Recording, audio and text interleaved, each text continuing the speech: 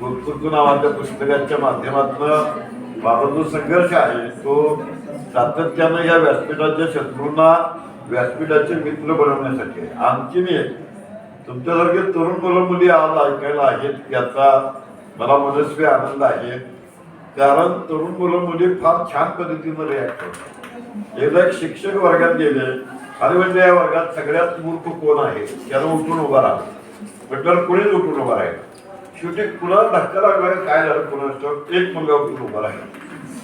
बस sir काय म्हणजे म्हणजे या वर्गात सगळ्यात मूर्ख मुलगा तू आहेस. तर सर म्हणला तसं नाही, मागापासून बघतोय तुम्ही एकटेच उभे आहे.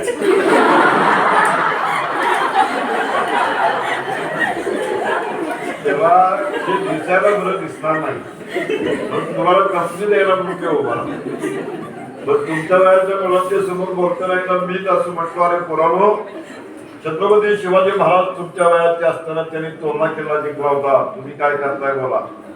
दुसरा पोरगा मागणं म्हटला, सर छत्रपती शिवाजी महाराज तुमच्या वयाचे असताना त्यांचा राज्याभिषेक झाला, त्यामुळे आपण काय करताय ते सांगा. पण या हसत खेळाच्या दुनियेमध्ये वावरताना आणि अलीकडच्या पिढीचा जो संवाद आहे त्या मोबाईलमुळे आपली परिभाषा देखील बदललेली आहे. तुम्ही बघा, म्हणजे एक माणूस मोबाईल शॉपिंगमध्ये गेला आणि मोबाईल शॉपिंगच्या मला त्याला असं विचारलं, इथे एक वयस्कर ग्रस्त बसलेले असायचे, ते हल्ली दिसत नाही, ते कुठं आहे. पोरगा म्हणला ते स्विच ऑफ आहे. तर म्हणलं ते स्विच ऑफ झाले, पण म्हणलं असं कसं झालं. नाही म्हणला, ते म्हणलं की मध्ये मी आलो होतो त्याला जरा डोळ्याचा प्रॉब्लेम आहे एवढीच तक्रार होती त्यांची.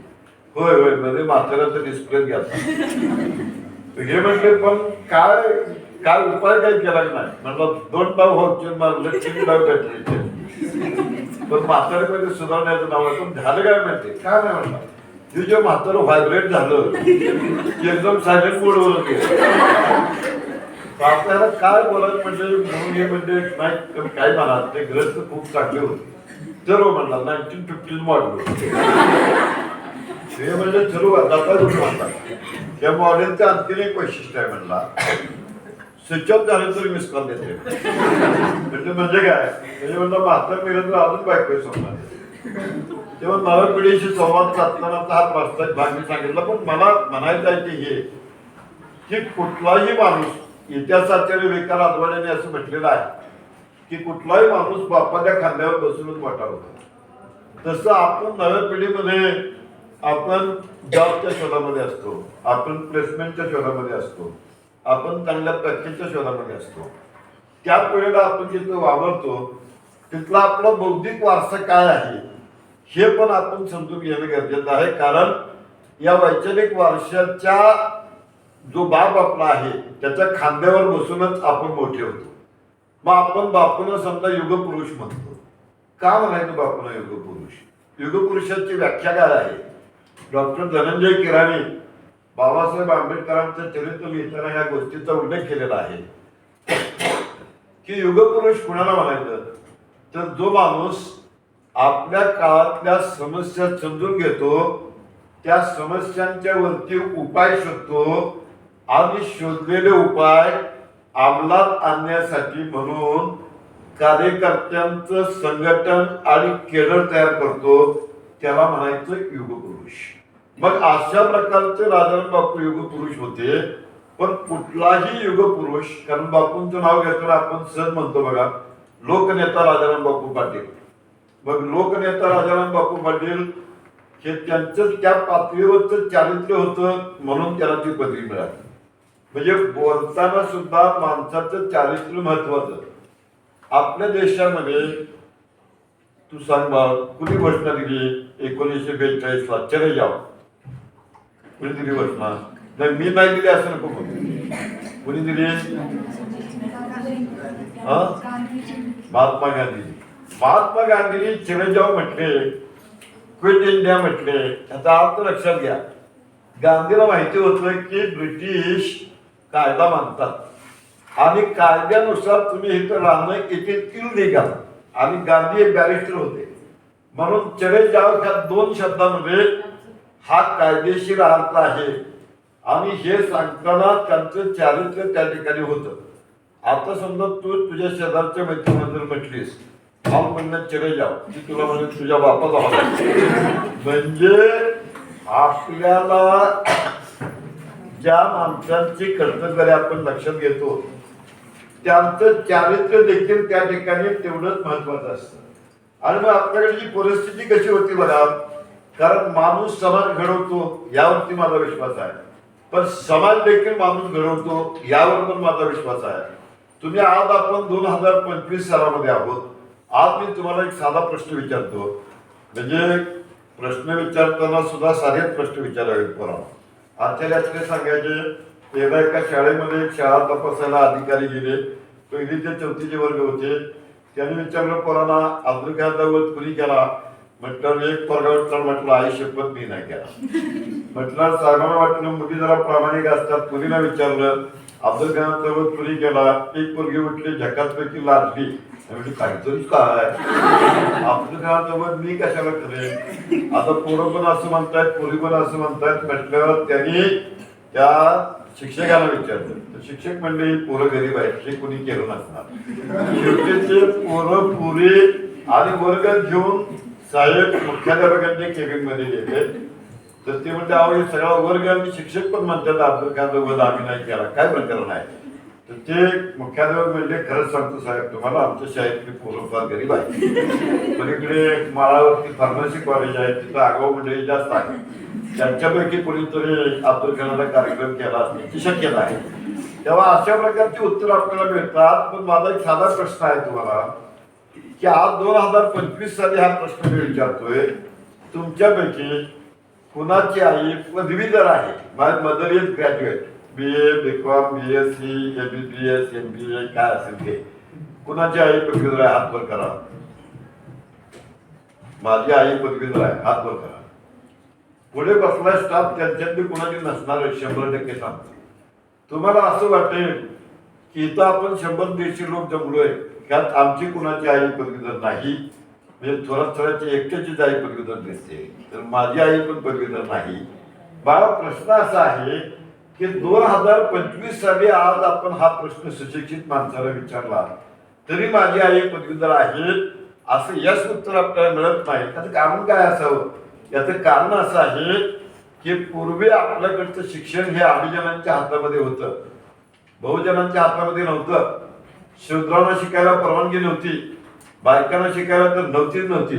पण बायकांच्या बाबतीत एक सांगतो शिकलेले असू देत किंवा बिगर शिकलेले असू देत नवऱ्यावरती कमान या विषयावरती बायका कुणाला ऐकत नाही. तर एकदा एका माणसाने शर्यत लावली बायकोचं जे 100% ऐकतात त्यांनी उजव्या हाताला थांबा आणि जे अजिबात ऐकत नाहीत त्यांनी डाव्या हाताला थांबा. म्हटलं बायकोचं ऐकायचे डिपार्टमेंटला माणसं घराला पडली आणि एक परतुकडा माणूस मी बायकोचं अजिबात ऐकत नाही म्हणून डाव्या बाजूला थांबला. त्याला स्टेजवरती बोलवलं त्याचा सत्कार केला. त्याला लोकांनी विचारलं तुला हे जमतं कसं. तर तो म्हणला माझ्या बायकोने सांगितलंय तुमची तब्येत अशी तोळा मासा आहे जास्त गर्दीच्या ठिकाणी जात जाऊ नका. म्हणला मी पलीकडे गेलेलो नाही. तेव्हा आपल्याकडे आपल्या व्यवस्थेमध्ये महिलांना शिकायला परवानगी नव्हती आणि ब्रिटिशांचा जो सिद्धांत होता तो फिल्टरेशन थिअरी झिरपनीचा सिद्धांत म्हणजे वरच्या अभिजन वर्गाला शिकवा शिक्षण आपोआप खाली येईल. पण अशा प्रकारचं शिक्षण खाली येत नाही हे महात्मा फुलेंनी ओळखलं. अशा प्रकारचं शिक्षण खाली येत नाही हे कर्मेल भाऊराव पाटलांनी ओळखलं. मला अशी खात्री आहे की या सभागृहातल्या तरुण विद्यार्थ्यांना ही गोष्ट माहिती नसणार की महात्मा फुल्यांच्या नंतर छत्रपती शाहू महाराजांनी कर्मेल भाऊराव पाटलांनी शिक्षण विस्ताराचं काम केलं. त्या कर्मेल भाऊराव पाटलांचं छायाचित्र सांगलीच्या जिल्हा परिषदेमध्ये पहिल्यांदा लावणारे नेते लोकनेते राजाराम बापू पाटील.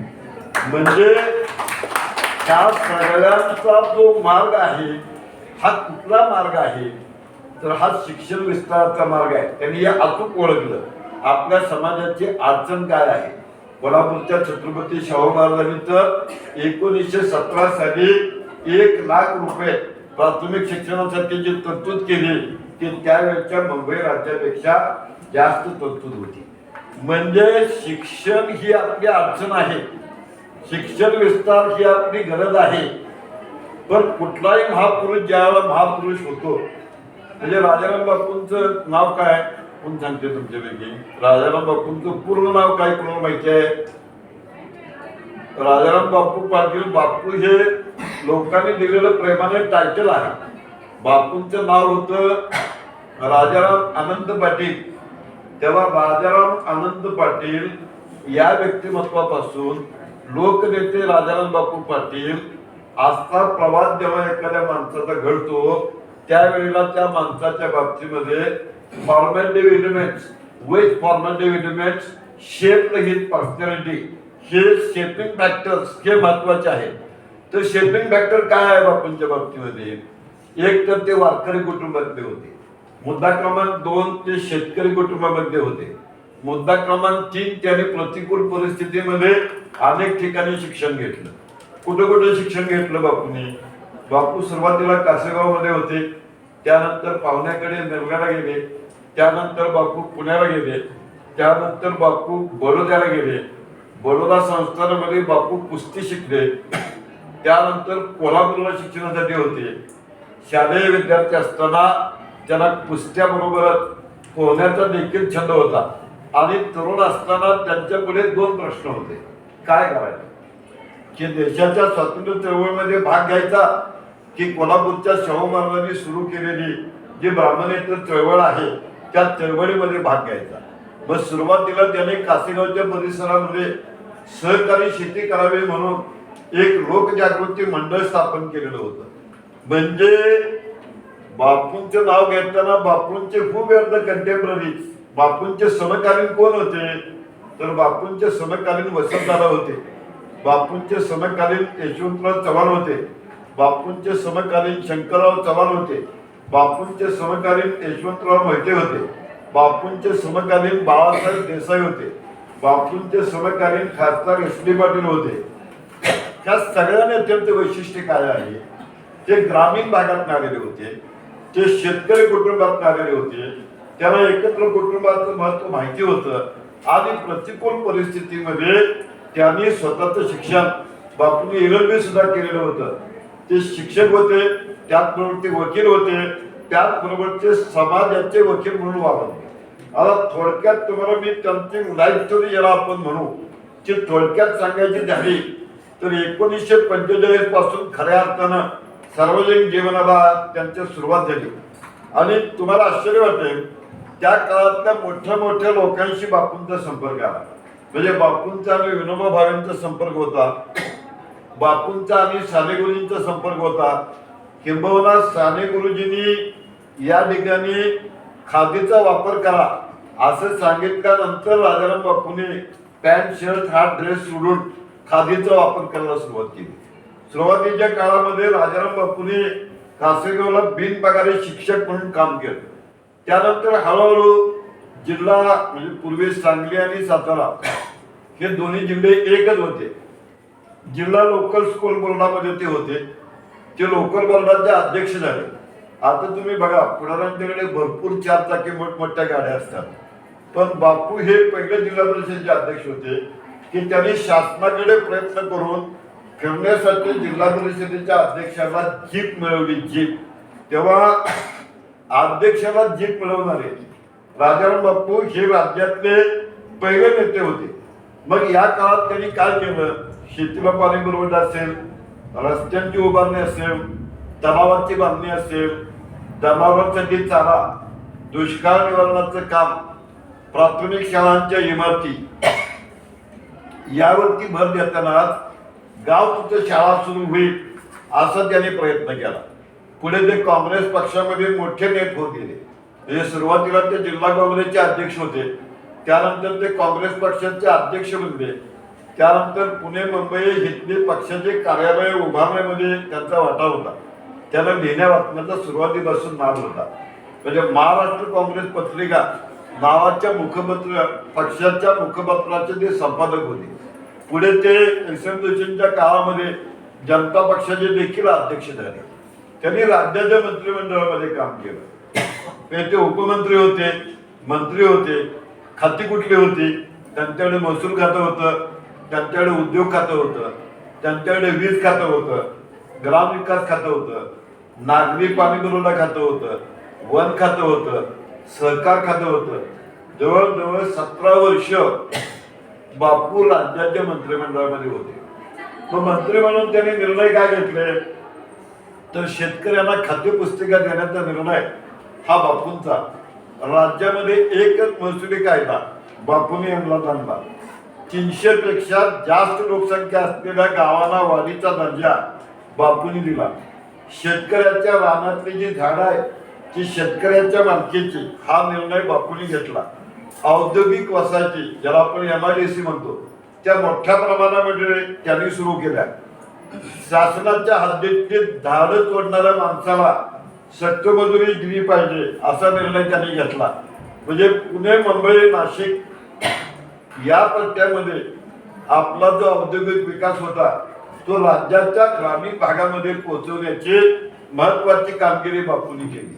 हे राज्य पातळीवरती करत होते, त्याच पद्धतीनं बापू इथे सुद्धा काम करत होते. कारण कसं आहे, संस्थात्मक लोकजीवन जर चांगलं निर्माण झालं तरच माणसाचं चारित्र्य घडतं, तरच माणसाकडे सुजाण नागरिकत्व निर्माण होतं. आता चारित्र्य म्हणजे काय मुद्दा तुम्हाला साध्या उदाहरणाने सांगतो. तुमचं बँकेत खातं आहे, बँकेत तुम्ही पैसे काढायला गेल्यानंतर तिथं जो पेन ठेवलेला असतो तो सुट्टा असतो की दोऱ्याने बांधलेला असतो? का बरं? जर तो सुट्टा ठेवला तर माणसं ते घरी नेण्याशिवाय राहणार नाही याची बँकेच्या व्यवस्थापनाला खात्री असते. म्हणजे इंग्लंड अमेरिकेमध्ये पोरं वर्तमानपत्र विकतात, एका ठिकाणी वर्तमानपत्र ठेवलेली असतात आणि एका ठिकाणी ठेवलेली वर्तमानपत्र जी आहे तिथं लोक शेजारच्या पेटीत पैसे टाकतात आणि घेऊन जातात. हे बघून आमच्याकडे मिरजेच्या काही पोरांनी अशा प्रकारची पिलकी आणि अंग ठेवले तर संध्याकाळी लिहिली केली तेव्हा अंग जास्त खर्च होते आणि पैसे कमी जमा झाले. तुमच्यापैकी प्रत्येकाच्या मनात असा विचार येईल, नशीब हे तिकडे झालं, आमच्या गावात असतं तर पत्र्याची पेटी पण हाणायला आम्ही हाय केली. ह्याला म्हणायचं सार्वजनिक चारित्र्य. इथं आपलं सार्वजनिक चारित्र्याची गोष्ट इथं आहे. तेव्हा हे जे आम्ही खरं सांगतो तेव्हा मोठी माणसं मी काल महात्मा गांधीची एक गोष्ट वाटते. ते महाबळेश्वरला राहायला आले होते आणि महाबळेश्वरला रस्त्यानं जाताना त्यांना एक मुलगा दिसला. त्याच्या अंगावरती मळके कपडे आणि मळका टावेल होता. महात्मा गांधींनी त्याच्याकडे तो टावेल मागून घेतला आणि मागून घेतलेला टावेल त्याला म्हणते तुला उद्या त्याला हा टावेल परत देतो आणि उद्या त्याला तुला खाऊ पण देतो, उद्या ह्याच वेळेवर तू इथं ये.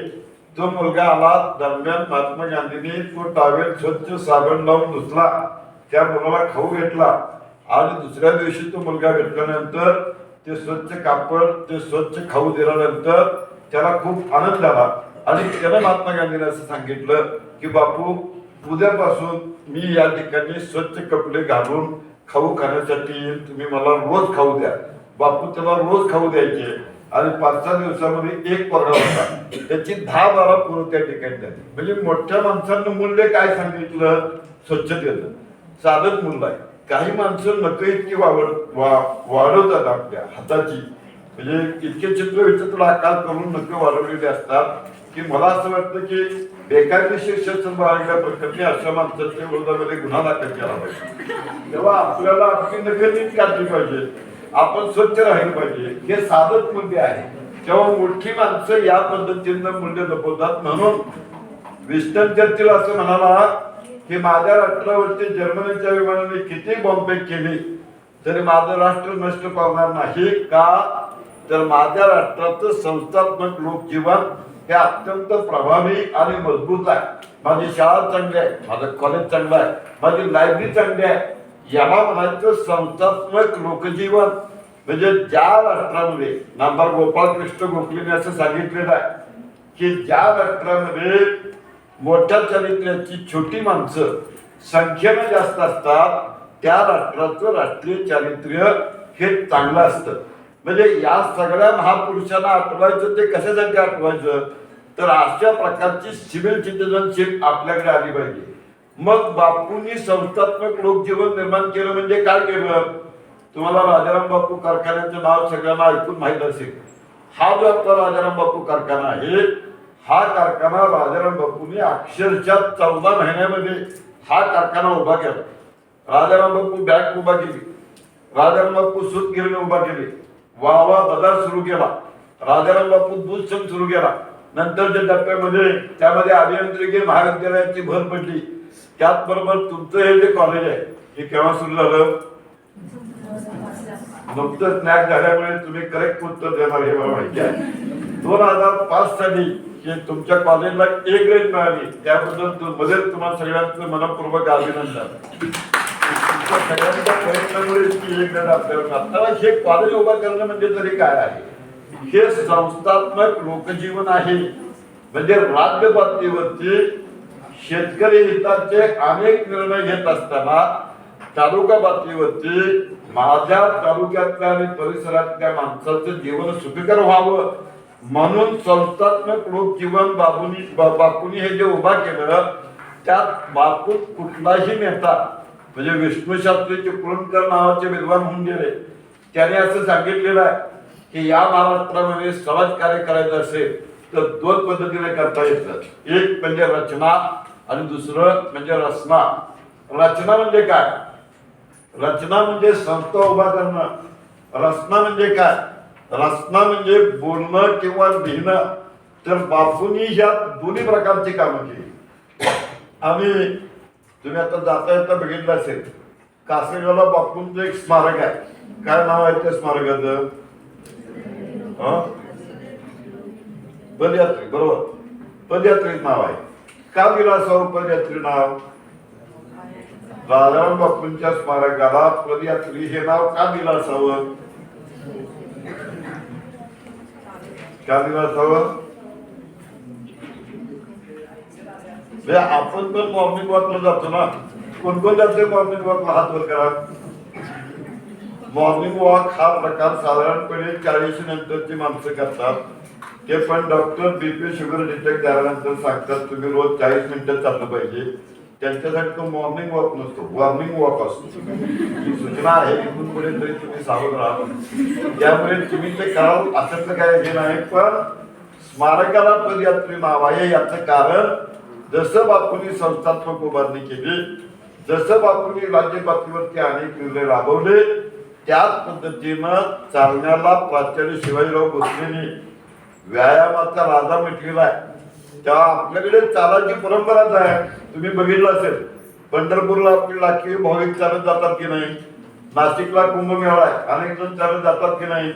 ज्योतिबाची यात्रा आहे, तिथनं 4-5 किलोमीटरवरनं माणसं देवापर्यंत चालत जातात की नाही? असं आहे. आता आपण बघतो की तरुण पुराची सुद्धा ज्या दिशेनं पर्यंत वाहतात चालला असेल त्या दिशेनं चालत जातात की नाही? 100% जातात. तेव्हा आपल्याकडे चालणं हा महत्वाचा प्रकार आहे. आणि या चालण्याला बापूंनी आपल्या नेतृत्वाचं साधन बनवलं. म्हणजे या राज्यामध्ये राजाराम बापू हे एकमेव नेते असे आहेत की ज्यांनी म्हणजे आता परत पदयात्रा अनेकांनी काढल्या. म्हणजे अलीकडच्या काळामध्ये कन्याकुमारी पासून काश्मीर पर्यंत राहुल गांधींनी पदयात्रा काढली. त्या अगोदर वेगवेगळ्या राज्यामध्ये सत्तेत येण्यासाठी म्हणून नेते पदयात्रा काढतात. पण विधायक अर्थानं पदयात्रा काढण्याचा खरा मान जो आहे तो या महाराष्ट्रामध्ये बापूंचा आहे. कारण बापूंच्या आधी कुणी पदयात्रा काढल्या होत्या?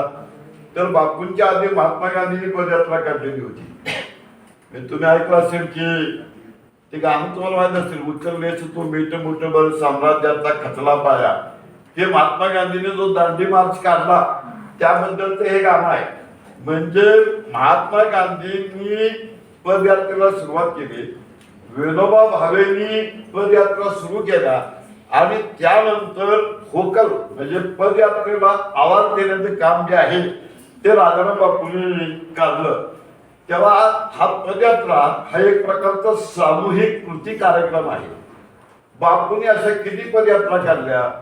तर बापूंनी त्यांच्या आयुष्यामध्ये एकूण 5 पदयात्रा काढल्या. म्हणजे प्रभाव कोणाचा होता पदयात्रेवरती? महात्मा गांधींचा होता. प्रभाव कोणाचा होता? तर विनोबा भावेंचा होता. आणि मग मगाशी मी तुम्हाला सांगितलं की सानेगुरूंच्या सूचनेनंतर त्यांनी खादी वापरायला सुरुवात केली आणि त्यांनी पहिली पदयात्रा जी आहे ती 1958 साली काढली.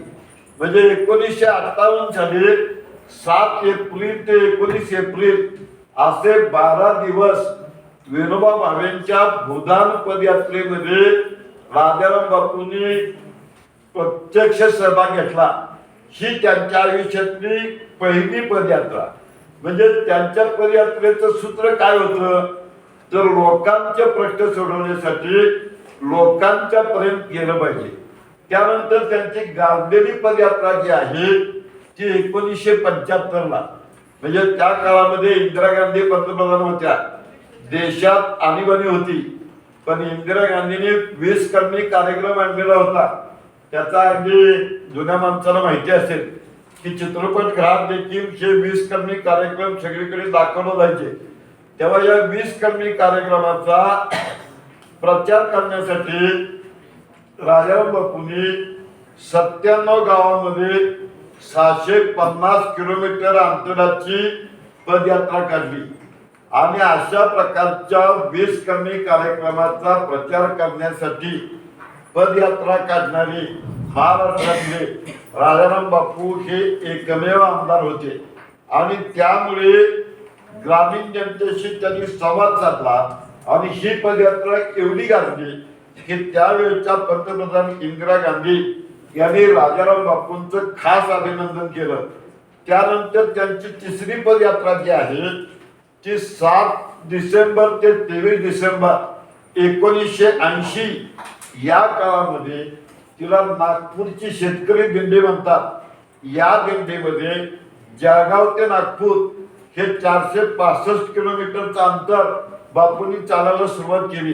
पण वाटेत वर्धा इथं बापूंना अटक करण्यात आली. पण या नागपूरच्या दिंडीमुळे शेती आणि शेतकऱ्यांच्या प्रश्नाबद्दल राज्यभर वातावरण निर्मिती करण्यामध्ये बापूंना यश आलं.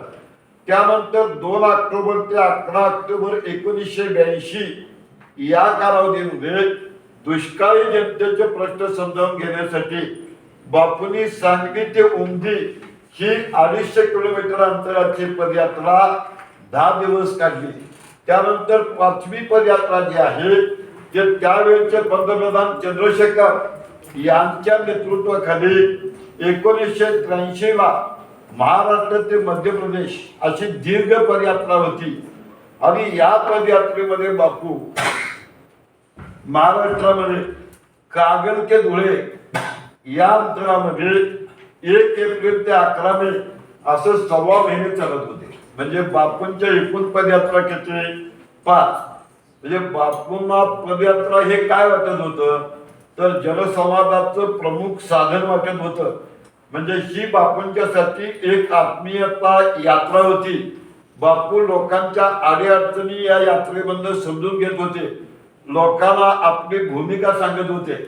म्हणजे सुरुवातीला म्हणालो की पदयात्रा हे बापूंच्या नेतृत्वाचं महत्वाचं अशा प्रकारचं साधन होतं.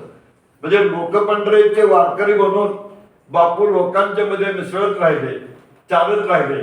वाटेतल्या गावकऱ्यांनी दिली ते कांदा भाकरी त्यांनी सुखाची मांडली. आणि यातून बापूंच्या भोवती काय तयार झालं असेल, तर कार्यकर्त्यांचं मोहर तयार झालं. आता या कार्यकर्त्यांसाठी बापूंचं आणखी एक वैशिष्ट्य आहे की बापू आपल्या कार्यकर्त्यांच्यासाठी सातत्यानं अभ्यास शिबिरं घ्यायचे. या अभ्यास शिबिरामध्ये, चिंतन शिबिरामध्ये राज्य पातळीवरच्या विधायक कार्यकर्तृत्वाची नोंद या ठिकाणी घेतली जायची. म्हणजे 2020 हे जे वर्ष आहे, ह्या अभ्यास शिबिरामध्ये कार्यकर्ता हा नुसता कार्यकर्ता असून उपयोग नाही, वैचारिक दृष्ट्या तयार झाला पाहिजे. म्हणून बापू वेगवेगळ्या प्रकारची अभ्यास शिबिर घ्यायचे.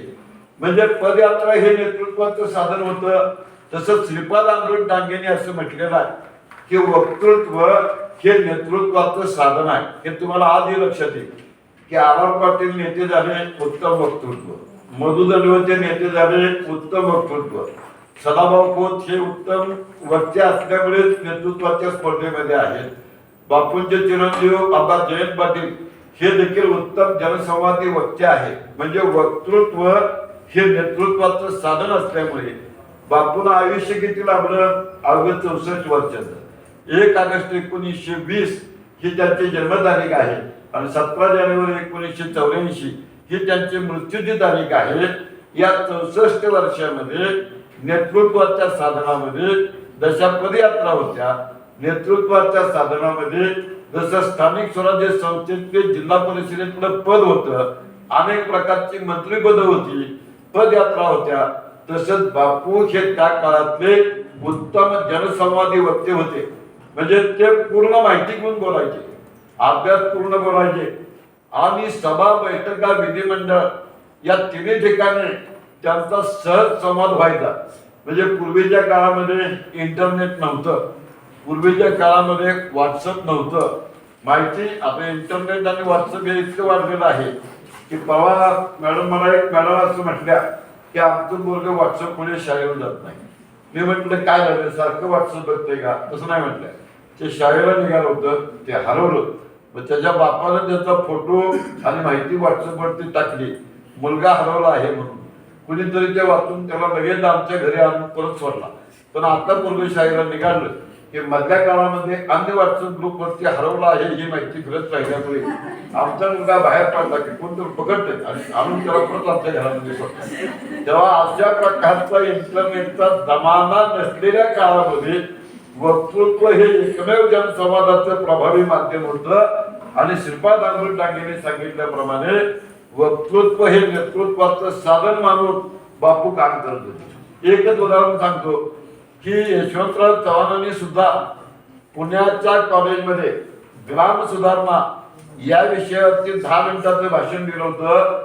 ते भाषण तिथल्या लोकांना एवढं आवडलं की ते भाषण लोकांनी त्याला एकच भाषण 5 मिनिटाच्या भरकाने पुन्हा करायला लावलं. त्याच पद्धतीने राजाराम बापूंनी सांगलीच्या शिबिरामध्ये ग्रामीण विकास या विषयावरती 1.5 तास भाषण केलं. आणि हे 1.5 तास भाषण केल्यानंतर लोकांना यशवंतराव चव्हाणांच्या भाषणाची आठवण आली. कारण बापूंचं भाषण म्हणजे श्रोत्यांच्या बरोबर जाणारं भाषण असायचं की बापू सगळ्यांशी संवाद साधायचे, सगळ्यांची हितगुज साधायचे, त्यांची स्मरणशक्ती उत्तम होती. गावागावातल्या कार्यकर्त्यांना ते नावानिशी ओळखायचे. म्हणजे जसं बापू पदयात्रा काढत होते, जसं बापू भाषण करत होते, जसं बापू मंत्रिपदाचा वापर लोकांच्या हितासाठी करत होते, तसं दुसरा एक फार कमी लोकांना माहिती असलेला गुण बापूंच्याकडे होता, जो म्हणजे बापू उत्तम लेखक सुद्धा होते. आता तुम्ही म्हणाल कशावर, तर बापूंची पुस्तकं आहेत. बापूंनी लोकशाहीची क्षितिज नावाचं पुस्तक लिहिलेलं आहे. या पुस्तकामध्ये 6 प्रकरणं आहेत. पहिल्या प्रकरणाचं नाव आहे भारतीय लोकशाही, दुसऱ्या प्रकरणाचं नाव आहे धर्मातीत म्हणजे धर्मनिरपेक्ष राज्यच का, तिसऱ्या प्रकरणाचं नाव आहे भारतीय समाजवाद, त्या पुढच्या प्रकरणाचं नाव आहे भारताची लोकसंख्या आणि आर्थिक विकास, त्या पुढच्या प्रकरणाचं नाव आहे स्वातंत्र्य चळवळीचा इतिहास, समाजवादी पक्ष एक आढावा, मतदार वर्ग राजकीय दृष्ट्या जागृत आणि साक्षर हवा. ही या लोकशाहीचे क्षितिज या पुस्तकामध्ये त्यांनी उल्लेख केलेली प्रकरण आहे. ते जपानला जाऊन आल्या त्यांनी पुस्तक लिहिलं आधुनिक जपानमध्ये विकास कसा सुरू आहे या कल्पनांचं शब्दबद्ध रूप म्हणजे हे पुस्तक. आपल्याकडे बागणीला सरोजिनी बाबर म्हणून महिला आमदार होत्या, त्यांनी समाज शिक्षण माला सुरू केली. या समाज शिक्षण मालेच्या प्रकाशन प्रसंगी राजाराम बापू उपस्थित होते. आपलं महाराष्ट्र शासनाचं एक मासिक निघते माहिती आहे का तुम्हाला, लोकराज्य नावाचं. तर या लोकराज्य मासिकाला लोकराज्य हे नाव यशवंतराव चव्हाण साहेबांनी दिलं. तर या लोकराज्य मासिकामध्ये राजाराम बापूंचे नेहमी लेख असायचे. राजाराम बापूंनी विवेक न्यूज नावाचं साप्ताहिक देखील सुरू केलं होतं. काँग्रेसचं नियतकालिक सुरू केलं होतं. सर्व वर्तमानपत्रामध्ये ते आत्मबंध लिहित होते. म्हणजे बापूंच्या आयुष्याकडे बघितलं काय लक्षात येतं, तर बापू हे ग्रामीण भागातून यशवंतराव चव्हाणांच्या नंतर वसंतदादांच्या बरोबरीनं पुढे आलेले नेते होते. आणि यशवंतराव चव्हाणांची जी संकल्पना आहे कृषी औद्योगिक समाज रचना, या कृषी औद्योगिक समाज रचनेचं स्वप्न ते पूर्ण करत होते. हे करताना त्यांनी काय केलं, एक तसं त्या काळामध्ये खूप काम टफ होतं. आता आज वावा तालुक्यातल्या माणसाला विचारलं तर बापूंचे सहकारी कोण होते? आपण नाव घेतो.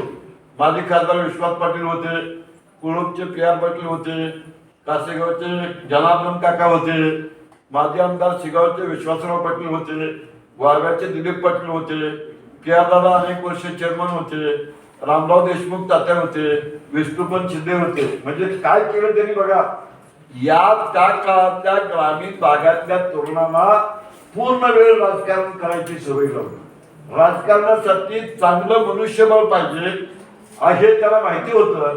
आणि पूर्वी जो वावा तालुक्याचा लौकिक होता, भांडण करणारा मारामारा करणारा तालुका, हा तालुक्याची ओळख बदलून बापूने पूर्ण वेळ राजकारणामध्ये काम करणारी माणसं आणली. आणि आपल्या गोरेगावचे DG पाटील अनेक वर्ष राजाराम बापू बँकेचे चेअरमन होते. सांगण्याचा मुद्दा असा की या कार्यकर्त्यांचे एक प्रकारे मोह सुरू केलं. मंत्री होते तेव्हा बापूंच्या चेंबर समोर मुंबईत सगळ्यात जास्त गर्दी असायची. लोकांचं मन जिंकणारे ते लोकनेते होते. वावा तालुक्यातल्या संस्थात्मक लोकजीवनाचे निर्माते होते. दादा आणि यशवंत चव्हाण यांच्या बरोबरीनं कृषी औद्योगिक क्रांतीचे शिल्पकार होते. म्हणजे त्यांच्या राजकारणाला सुरुवातीचे वाक्य लक्षात ठेवायची. वारकरी संप्रदायातलं कुटुंब होतं. म्हणजे त्यांच्या राजकारणाला एक आध्यात्मिक, सांस्कृतिक आणि शैक्षणिक अशा प्रकारचं अधिष्ठान होतं. म्हणजे राजकारण करताना संस्था उभा राहिली पाहिजे, राजकारण करताना माणसं उभा राहिली पाहिजे, राजकारण करताना कार्यकर्ते उभा राहिले पाहिजे, असा रचनात्मक आग्रह त्यांचा होता. म्हणून मी तुम्हाला आता मुद्दाम विस्ताराने वावा तालुक्यातली 8-10 जुन्या पिढीतल्या नेत्यांची नावं सांगितली. म्हणजे त्या काळातल्या ह्या तरुणांना विधायक राजकारणाकडे वळवायचं आणि ते पूर्णवेळ करायला लावायचं, हे काम बापूंनी केलं. म्हणजे बापू कोण होते? बापू शिक्षक होते, बापू वकील होते, बापू राजकारणी होते, बापू लेखक होते आणि सगळ्यात महत्वाचं म्हणजे विधायक वृत्तीच्या कार्यकर्त्यांचं मोह निर्माण करणारे आणि संस्थात्मक लोकजीवन निर्माण करणारे आपल्या तालुक्याचे महत्वाचे नेते होते. म्हणजे ते एकाच वेळेला लोकनेते होते, त्याच वेळेला ते लोकशिक्षक होते. आणि म्हणून मी आता उल्लेख केल्याप्रमाणे तालुक्यातली आक्रमक मानसिकता बदलून विधायक प्रवृत्ती निर्माण करणारी वावा तालुक्याच्या विकासाची प्रयोगशाळा या ठिकाणी त्यांनी बनवली. ते खूप साधे होते. जेवण त्यांचं खूप साधं असायचं.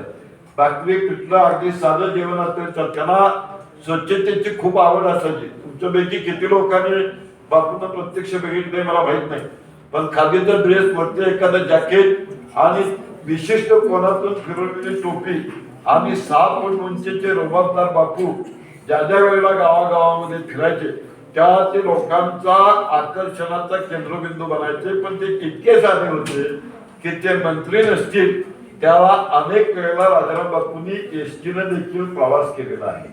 तेव्हा मी तुम्हाला भाषणाच्या सुरुवातीला जे म्हणालो की आपल्याला आपण पुढे वर्तन करत असताना आपला वैचारिक वारसा काय आहे त्याचं आत्मभान आपल्याला असलं पाहिजे. बापूंच्या बद्दलची काही पुस्तके मी वाचली. त्यामध्ये सुरेश तपकिरेने बापूंच्यावरती एक पुस्तक लिहिलेलं आहे. त्यानंतर मधुकर भावेने बापू या नावानं एक संपादन केलेलं आहे. आपल्या राजाराम बापू बँकेचे अध्यक्ष प्राध्यापक शामराव पाटील अण्णा आणि प्राध्यापिका दीपा देशपांडे यांनी लोकनेता नावाच्या पुस्तकाचं संपादन केलेलं आहे. बागणीचे वसंत विष्णू पाटील यांनी विशेष स्मरण म्हणून बापूंच्या वरती पुस्तक काढलेलं आहे. सरोजिनी चव्हाण यांनी राजयोगी नावाचं पुस्तक लिहिलेलं आहे. हनुमंत बाळासाहेब पाटील यांनी लोकनेते राजाराम बापू पाटील नावाचं पुस्तक लिहिलेलं आहे. भीमाशंकर कटारे यांनी राजाराम बापू पाटील हे पुस्तक लिहिलेलं आहे. जय जगताप यांनी बापू या नावाचं पुस्तक लिहिलेलं आहे. म्हणजे वाचणाऱ्यांना त्यांची चरित्र आपल्याकडे आवश्यकता प्रमाणामध्ये उपलब्ध आहे. पण अजूनही बापूंच्या विधिमंडळातल्या कामकाजाच्या नोंदीवरती पुस्तक काढता येईल. अजूनही बापूंनी जी पत्र लिहिली, बापूंची जी भाषणं झाली त्यावरती वेगळं पुस्तक काढून त्यांच्या स्मृती आपल्याला जागवता येतील. तेव्हा 64 वर्षाच्या आयुष्यामध्ये संस्थात्मक उभारणी आणि जनहिताची कामं करणारे लोकनेते राजाराम बापू पाटील हे वावा तालुक्यातीलच नव्हे, सांगली जिल्ह्यातीलच नव्हे, तर आपल्या राज्यासाठी मार्गदर्शक वर अशा प्रकारचं व्यक्तिमत्व होतं. त्यांची शिक्षण संस्था, त्यांनी निर्माण केलेल्या संस्था ही एक प्रकारे बापूंची जिवंत स्मारकच आहेत. या वर्षीच्या बापूंच्या पुण्यस्मरणाच्या निमित्तानं तुमच्या महाविद्यालयामध्ये मला विचार व्यक्त करण्याची संधी दिल्याबद्दल मी आपल्या व्यवस्थापनाचे आभार मानतो. पण मॅडम एक महत्वाचा मुद्दा सांगायचा राहिला की एकदा एक वक्ता भाषण करायला लागला, माणसे टाळ्या वाजवायला लागली, त्याला वाटलं लोकांना आपलं आवडतंय, तो आणखी बोलायला लागला, माणसं आणखी टाळ्या वाजवायला लागली, हा पुन्हा आणखी बोलायला लागला, माणसं आणखी टाळ्या वाजवायला लागली. शेवटी कोपऱ्यातनं एक माणूस रिव्हॉल्वर घेऊन उभा राहिला. अरे म्हटलं, साहेब तुम्ही बोला, तुमच्याबद्दल आमची काही तक्रार नाही, तुम्हाला इथं भास्कर कुणी बोलवलं त्याचं नाव सांगा, त्याला आम्ही जीवन ठेवणार नाही. तेव्हा शिन मॅडमवरती अशी वेळ येऊ नये.